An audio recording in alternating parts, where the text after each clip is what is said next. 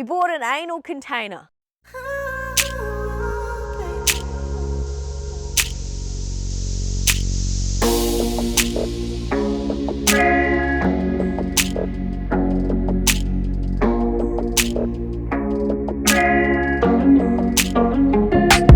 As you can see, Slug is alive. Although the CT and that took place on the Friday, I'm going to put it at the front of the video here just for your peace of mind. And you guys aren't skipping to the end and destroying my viewer retention. I booked Typo in because she had one problem, and then I figured, well, if they're going to, you know, general her, dude, do you have to do that on camera? May as well check the other one that I'm concerned about. So Typo's got a slight limp happening in, I think it's this leg. We got it CT scanned just to check and see, you know, if there's arthritis happening. Is there something we can do to kind of help her? And then she's also snored. She has a weird reverse sneezing thing she does. And I thought we may as well check that while they're going to be checking her legs. The weird sneezing thing I'm concerned about is because of Goof, Typo's half-brother. That's Bim. Typo's half-brother.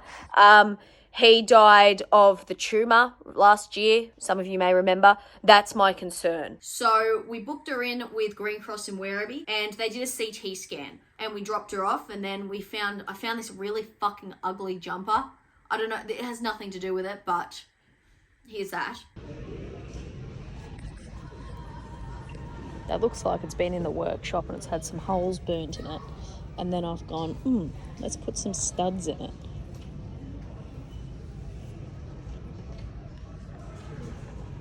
Anyway, we ended up getting the CT done on her legs, her lungs, her neck, and her head.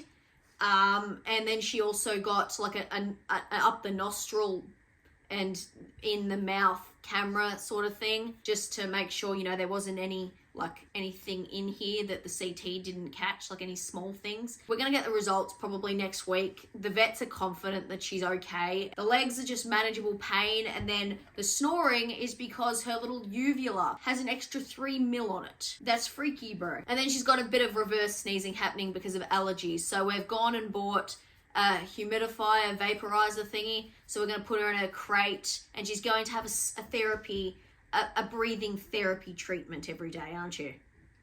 Anyway, the vets were fantastic. I just asked for a photo for the thumbnail because I wanted a dramatic CT photo for the thumbnail. And then the vet came back and he's like, do you want to take it?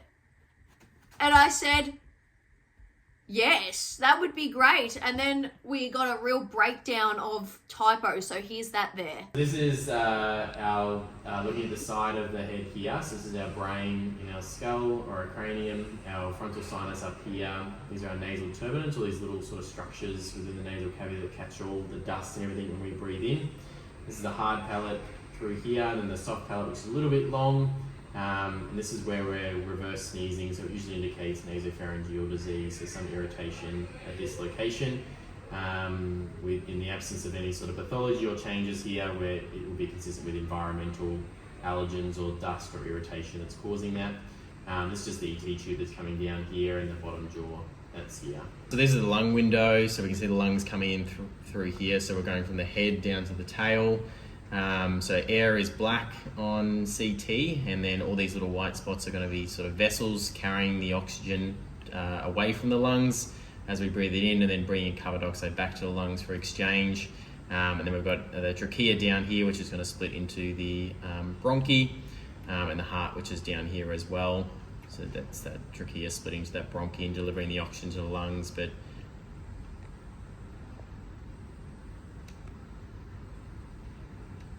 they're pretty healthy lungs. I want to thank the vets and, you know, all the staff at Green Cross. They were really, really good. Typo's gone to sit her ass in the sun. But, yeah, that's that. On with the rest of the video. Good morning. We're here with the skickety skanks. Yay, Skankies. I actually see one has made the crossing. She's made the crossing over to the other side of the creek. Very excited for her. She's going to be absolutely housing the grass that hasn't been touched. Not that we still don't have fucking grass here, but she's just got extra untouched grass. I know. I can't feel my fingers I can't feel my toes. Not a lot's happened this week. The skanks are all good after marking. As for the rams, 2 have got farms to go to. This bloke here doesn't. I personally, everyone wants the tatty kill blood, but I think you guys are fucking sleeping on this elephant. Like, look at him. Look at his mum. Like, yeah, she's small framed, but she's got fucking perfect feet. She sheds entirely. And her lamb, it's growing so fucking quickly. Look at him. He's a fucking chonk. Anyway, we have no new skinks yet. One's just holding on for dear life. Is she around? I took a clip of her. Still nothing, darling. Anyway, not a whole lot's gone on this week. It's been pretty uneventful. We restocked all their feed, so hold on, we'll rotate. They've got a new hay bale out. They're quite enjoying that. They've got their grain topped up, so they're enjoying that. They've literally got access to everything they could ever desire. They've got minerals in 2 different forms. They've got grass. There's clover starting to do a little bit of something. They're just existing. I know you guys like the Skanky updates. The scheme. We have acquired a cool room for the scheme. Hello and welcome to BIM TV Cribs. Today I'm going to give you a tour. You need to do the other one at the same time.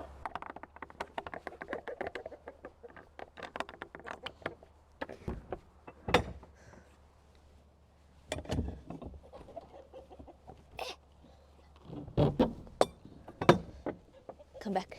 Come on in.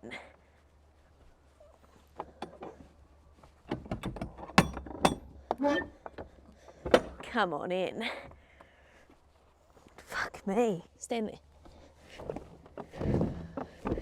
Come on in. Welcome to my 0 bed, 0 bath shipping container. Very exciting. Come have a tour. Here is the back of it. Oh. Here is a fucking box. Here is the middle of it. Here's some free things that were included. Ooh. Can you not do that in the background of my video, please? Here is the corner where I sit and cry and regret my decisions. It's a nice corner. Oh look, there's another free thing. There's a bit of drum. How fun. Oh, she's a nice thick girl. Look at the thickness on her. She's a bit thick. Move or you're gonna get locked in. This is Liam's favourite part. We bought an anal container. So this is our cool room. We're gonna power it from the shed. So that's very cool. I am just going to lift this outside one up a little bit because the beans aren't dropping down and it's kind of getting blocked up. So I'm just gonna give it a little bit of a lifty lift and then hopefully the beans fall down. They hear me fuck with it and they start gathering. Look at them. They're like, ooh, the food is ready. They're starting to shed like a lot. Dude, it's open all the time for you. I don't know why you're running. Here's Mum's making her way over. Update on the smell. I've gotten rid of it. I pulled out the back seats. Yesterday, go and eat, my dudes. Go and eat.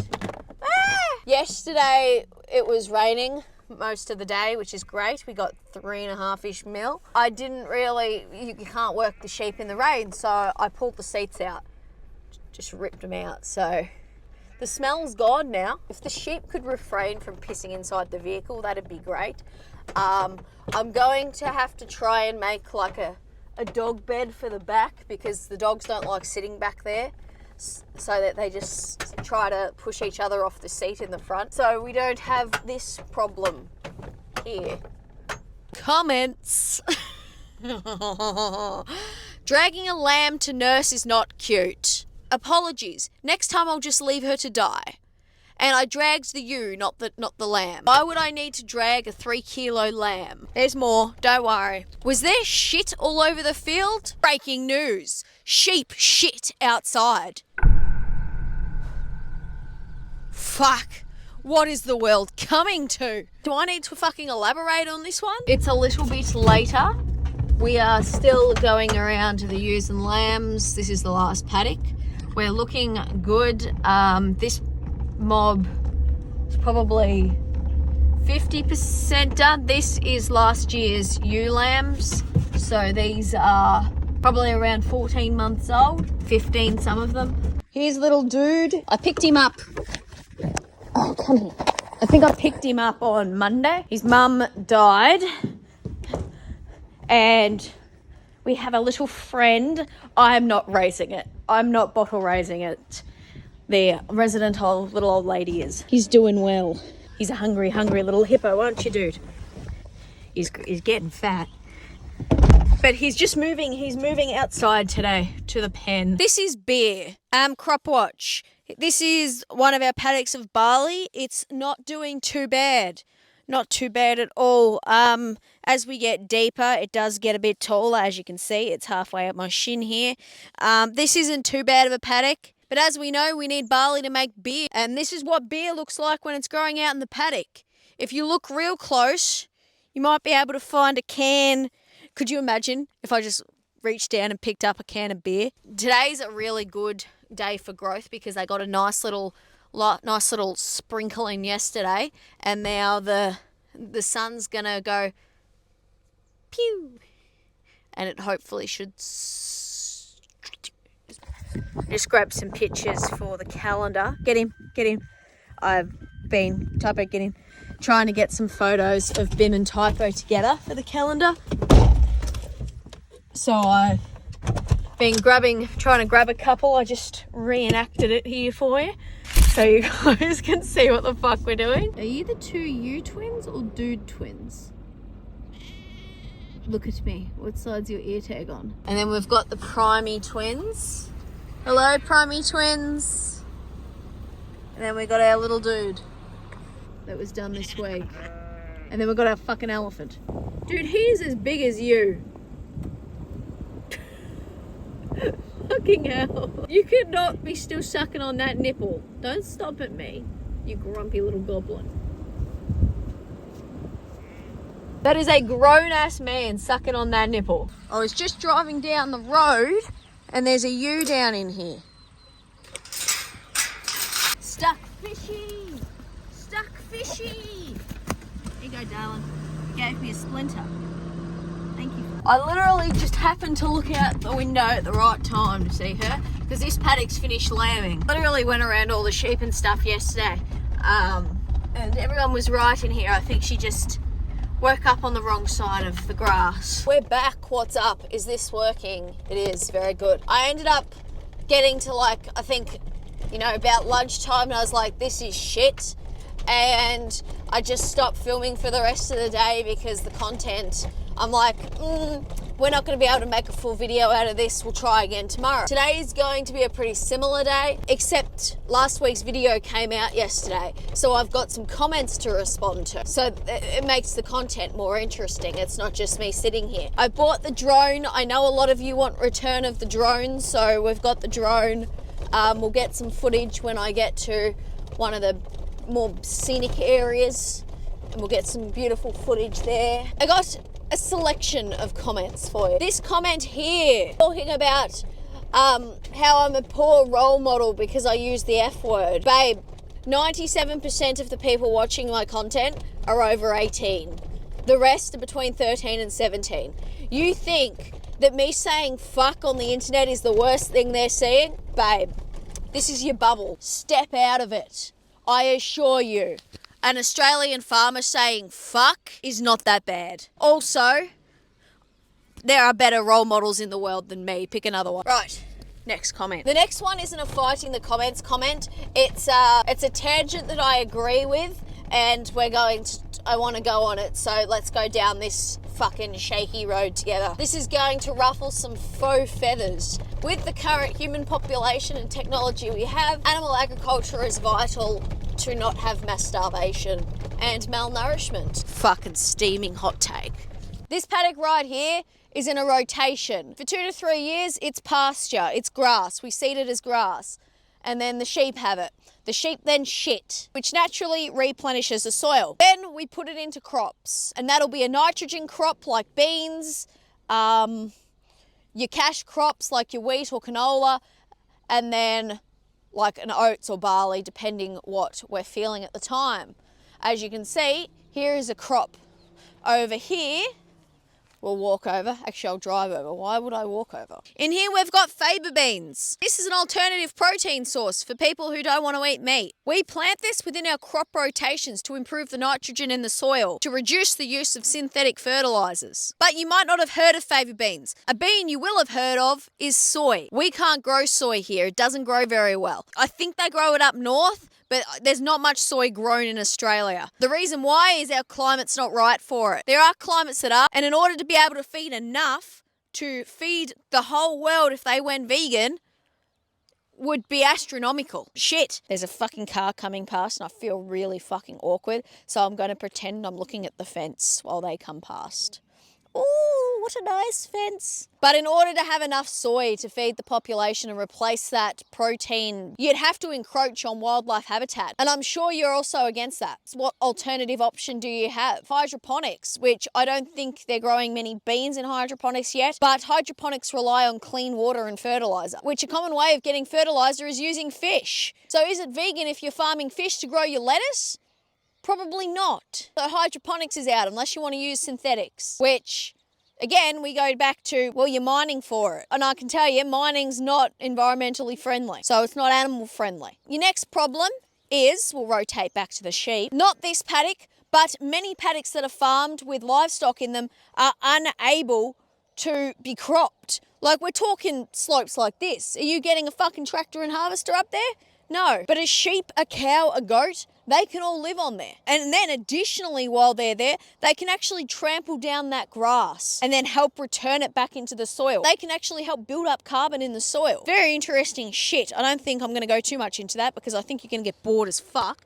But we'll recap. Number one, we don't have enough land to be able to grow the protein to be able to feed the world because beans are a lot less protein dense than meat. Number two, having paddock rotation actually benefits the soil and reduces the use of additional synthetic fertilizers. And it can also reduce weeds. You can fucking chuck sheep in there. Like we've got the problem up in the oat paddock. We put the sheep in there to knock down those oats instead of spraying it out and starting again. We just put the sheep in there and they're going to fix it for us. Number three, hydroponics are not where they need to be. You need clean water for it. A lot of places in the world don't have clean water. What the fuck are they supposed to do? Does that make sense? Very good. Actually, before I do the drone, this might be interesting for you. We're actually brewing our bugs today. So what we do is we brew them in our little milk vats. Here's some footage of that. And then we spray them out onto our crops and pastures, and then it makes the straw more palatable for the sheep so they get more out of it, as well as goes into the sheep's gut and kind of gives them a bit of a boost in their microbiome. It's the equivalent, I suppose, of you taking a probiotic to kind of prime your gut, if that makes sense.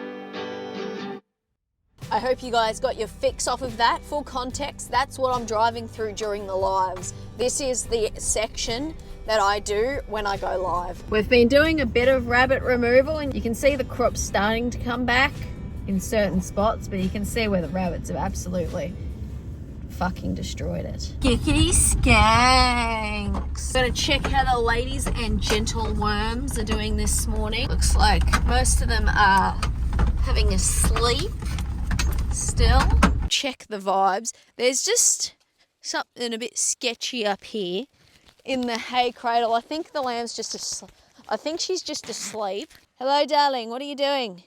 Where are your lambs? Oh, there they are. Apologies. I'm sorry for making you get up. You were having a sit and eat. Just, you looked a bit sketchy, love. I'm sorry. That's big titty bitch. What did I have to comment on my skinks?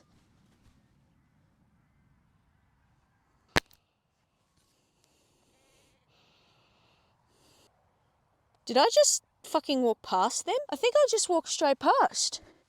Ma'am, you've opened the meat flaps. Oh, thank you. Hello, welcome, children. Come to me. Come here, children. What do we got? I think we got 2 girls. 1 girl, 2 girls. Oh, you did such a good job.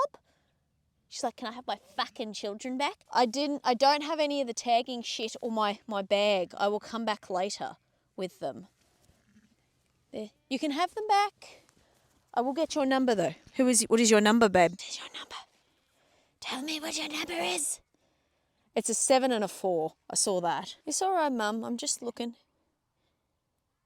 Yes, turn a little bit more so I can see. There, I should have got it then. Very good. She's a very good, attentive mother. Look at her. She's all over them, making sure they're with her. Worth the wait for the 2 girls. Very good. Very, very good. I didn't need your nose in my mouth. My whole spiel last week was, I want to weigh them and I want to put ear tags in them. Did I bring any of that equipment with me? No. I want to show you this. So there's 2 types of ear tags your sheep can have, EID and visual. By law in Victoria, you need to have an EID tag, which is basically a microchip, so the sheep are trackable. But they're hard to read from a distance and to shear well. I was saying about how I want to be able to, like the Tatty Keel ones, they've got a nice big number on them so I can read them and see them from across the paddock. And have a look at this. They're little, so they fit in a sheep's ear really nicely, and they put my logo on it for me. But now, the ones that have, tag 1, whoever's tagged number 3 will have a visual tag, and I've got front and back, so I'll be able to see, who they are. Apparently we're rolling. I'll be able to see who they are from a distance and just go, oh yeah, that's number 3. So next year when these ewes lamb, I can go, oh yeah, that's 3. And then I can just write it down. Because as you saw just then with that last ewe, I want her tag number so I know, oh yeah, she's lambed. She had twins. She was a good mum. She got up straight away, all that sort of stuff. I've just got to turn the water off for the bugs. Yeah, my sonny's went in the bug juice. That one off. And this one off. And then I just need to turn the pump off. But this is what it looks like now. The smell, I suppose, it's like Vegemite for the Australians. It's got a very Vegemite-y smell. Home for lunch, I see Scroats destroying my fence.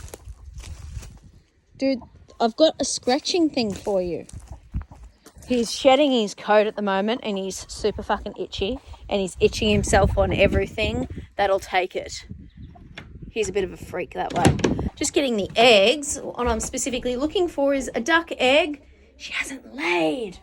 Oh, I'm going to incubate her eggs. Pretty Skanks. Let's weigh some babies. Here they are up here. We're going to creep up.